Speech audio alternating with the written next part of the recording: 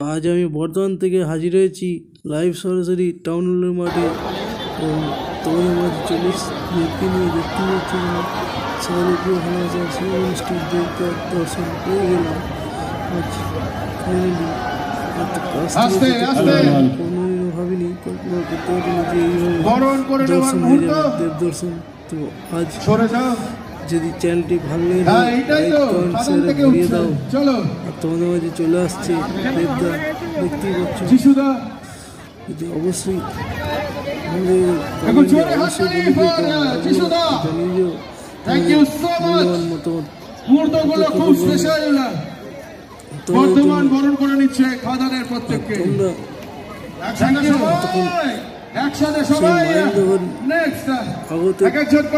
সময় আর কিছুক্ষণ পরবর্তী দেবদা ডান্স করতে পারবে, ডান্স করবে মঞ্চের সামনে একেবারে মাঠে নেমে। তো তোমাদের দেখতে হয় তাহলে চলে এসো আমার ইউটিউব চ্যানেলে আর দেখে লাইক শেয়ার করে দাও।